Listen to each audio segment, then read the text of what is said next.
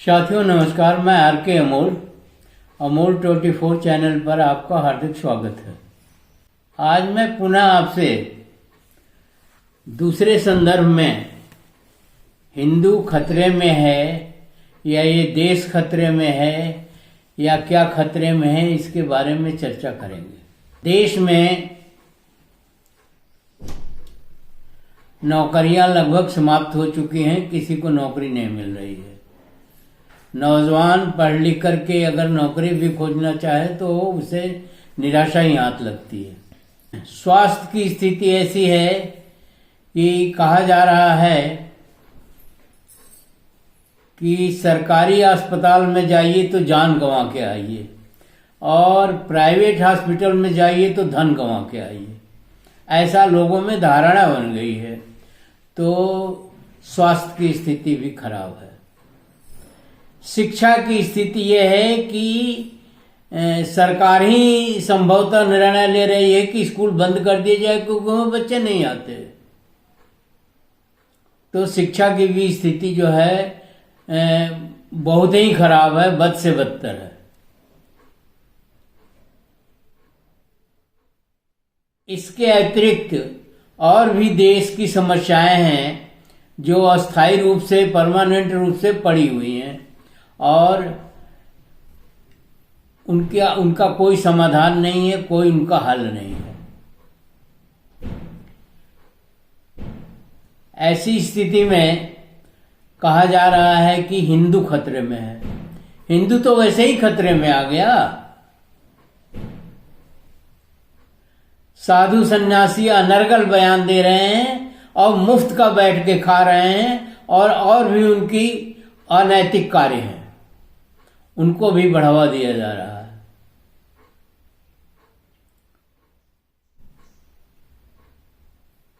तो देश के सामने तो वैसे ही समस्याएं खड़ी होती जा रही हैं। साधुओं को आप संवैधानिक पदों को बैठा रहे हैं और वो वहां पर बैठ करके सिवाय अनर्गल बातें करने के, अनर्गल काम करने के और कुछ नहीं कर रहे हैं और उनका जनता की समस्याओं से कुछ भी लेना देना नहीं है।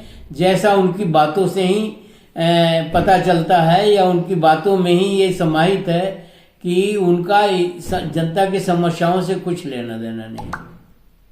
शहरों में नगर निगम त्रस्त किए हुए हैं। टैक्सेशन के मामले में घूम कर करके टैक्सेशन करके पैसे वसूले जा रहे हैं। और भी समस्याएं हैं। अधिकारी किसी की बात सुनने को तैयार नहीं है और पुलिस तो बेलगाम है। पुलिस का तो जो चरित्र है पहले भी ऐसे ही था, आज भी ऐसे ही, आज और ज्यादा बहुत बढ़ गया है।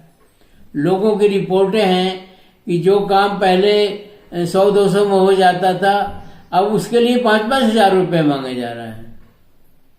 और कहीं कोई संवैधानिक पदों पर बैठे हुए लोग, प्रशासनिक पदों पर बैठे हुए लोग उसका कोई संज्ञान नहीं ले रहे हैं, सिवाय एक नारे के कि हिंदू खतरे में है। तो ये खतरा ही तो है। और किस तरह का खतरा है? मुसलमानों से खतरा है और किस तरह से खतरा है। लेकिन आपका जो खतरा है वो राजनीतिक खतरा है और आप उसका बहाना ले रहे हैं, आड़ ले रहे हैं कि ऐसा कहने से जनता की सिंपैथी हमको मिलेगी। हिंदुओं की परिभाषा भी आप नहीं कर रहे हैं। मेरी समझ से तो ये दलित और पिछड़े हिंदू नहीं है, मुसलमान भी हिंदू नहीं है, ईसाई भी हिंदू नहीं है, बहुत सारे लोग हिंदू नहीं है। तो 10-20% लोग हिंदू हैं, वो खतरे में है। उनकी कुर्सी खतरे में है। उनको सत्ता में बना रहना है क्योंकि सत्ता उनके लिए बहुत आवश्यक है। तो सत्ता आवश्यक है तो हिंदू खतरे में है। काम कुछ नहीं हो रहा है।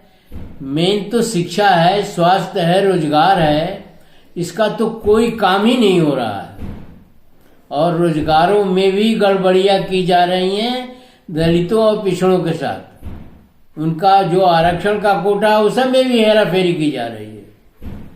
ऐसी स्थिति में हिंदू खतरे में है, इसका तात्पर्य कुछ समझ में नहीं आता। ये आपका छद्मवेशी या एक छिपा हुआ एजेंडा है कि हिंदू खतरे में, ऐसा करने से सारे हिंदू एक हो जाएंगे और हमें वोट बैंक मिलेगा और सत्ता में बने रहेंगे और मनमानी करते रहेंगे जो भी करेंगे। आप सत्ता में आपके जो है 50 साल से लोग बैठे हुए हैं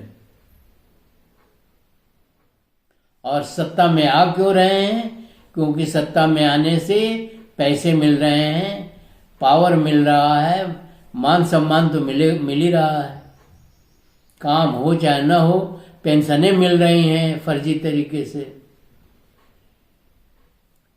तो हमारे ख्याल से तो हिंदू खतरे में है, ये गलत नारा है और आप पब्लिक को गुमराह या पब्लिक को आप धोखा दे रहे हैं। इस तरह की स्थिति जो है देश हित में नहीं है और जनता भी अज्ञानी है, मूर्ख है, उसके समझ में नहीं आ रहा है कि ये क्या हमको समझाया जा रहा है। आप मंदिर, मस्जिद, मूर्ति पूजा, ढोंग, पाखंड, आडंबर को प्रोत्साहित कर रहे हैं और वो भी इन साधु सन्यासियों के द्वारा किया जा रहा है जो करोड़ों में है। तो इस देश की क्या स्थिति बनेगी? इस देश का क्या दुर्दशा होकर रह जाएगी? ये देश जो है पतन के कगार पर जा रहा है और जनता के समझ में नहीं आ रहा है। हम तो जनता से यही आग्रह कर रहे हैं कि ये छिपे हुए एजेंडे को आप समझिए और सरकारों से ये निवेदन करें कि वो शिक्षा, स्वास्थ्य और रोजगार पर ध्यान दे और नहीं तो सरकारों को फेंटिए, बदलिए। आपके पास वोट का अधिकार है, आप वोट के अधिकार के लिए लड़िए। उसमें आप मांग करिए सरकार से कि जो है आधार के ऊपर वोट दिया जाए। आधार किस लिए बना है? उसमें भी गड़बड़ियां हो रही है। तो चारों तरफ गड़बड़ियां हो रही हैं और ये सत्ता के लिए सारा कुकर्म हो रहा है या सत्ता के लिए सारा षड्यंत्र हो रहा है। एक तरह से इस समय राजनीति नहीं, षड्यंत्र चल रहा है और शासन सत्ता बनाए रखने के लिए आप किसी भी हद तक जा सकते हैं। यह स्थिति बहुत ही चिंताजनक है और इस स्थिति को में सुधार आना चाहिए और जनता से हमारा निवेदन है कि आपके पास वोट का अधिकार है। आपको लगता है कि ये हमारे माफिक सरकार नहीं है तो उसे बदलिए और तुरंत बदलिए। इसके लिए आप जो कुछ भी करना पड़े करिए, क्योंकि आपकी अगली पीढ़ी के लिए ये घातक है। आप अगली पीढ़ी के साथ विश्वासघात कर रहे हैं और अगली पीढ़ी और पिछली पीढ़ी का जो रिश्ता है उसको बिगाड़ रहे हैं।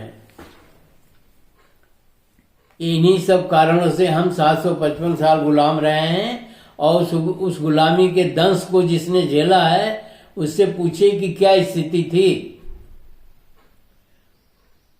समाज में आज भी दो वर्ग है।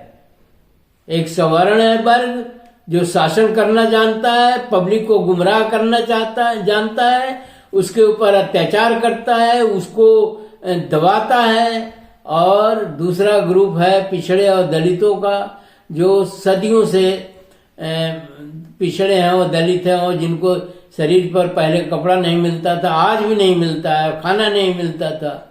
वो लाख मेहनत करने के बाद भी उनका शोषण होता था। ये मेरा अपनी आंख से देखा हुआ है। यह रवैया जो है देश के लिए घातक है और देश इससे पतन के रास्ते पर जाएगा और एक समाज के अंदर एक वर्ग पैदा होगा, हो चुका है, और एक निम्न वर्ग पैदा होगा जिसकी वजह से असमानता आएगी, इम्बैलेंस आएगा और विदेशियों को इसका फायदा मिलेगा, मिल भी रहा है। आज भारत की स्थिति खराब हो रही है। अंतर्राष्ट्रीय स्तर पर भारत का कोई स्तर नहीं है।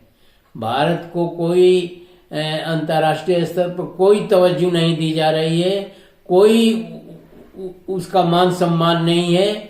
बेड़ियां लगा करके अमेरिका जो है भारतीय नागरिकों को भेज रहा है। ठीक है, उन्होंने गलती किया था, तो इतनी कड़ी सजा देने के लिए ये कड़ी सजा, बहुत कड़ी सजा है, और देश का मान सम्मान भी इससे जुड़ा हुआ है। और आप कह रहे हैं कि हिंदू खतरे में है। ऐसी ही स्थिति है। हम तो लोगों से, जनता से ये निवेदन करेंगे कि वो 5 साल से ज्यादा कोई सरकार न चलने दें,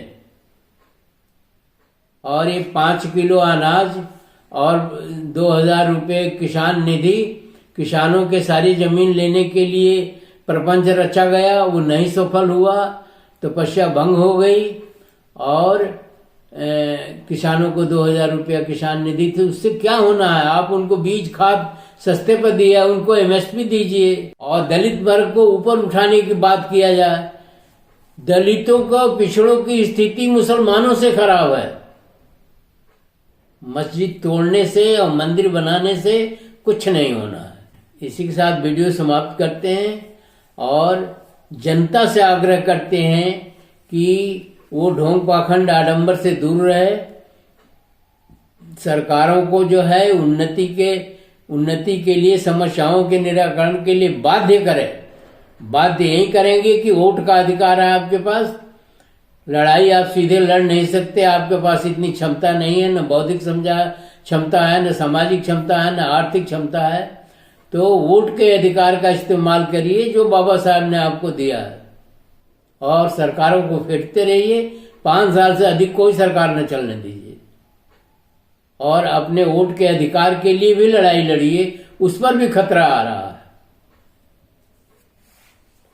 वीडियो को शेयर, लाइक और सब्सक्राइब करना न भूलें, और वीडियो को ध्यान से पढ़िए, मनन करिए, कमेंट बॉक्स में हमें भी बताइए। धन्यवाद। जय भारत, जय संविधान, जय भीम, जय नेहरू।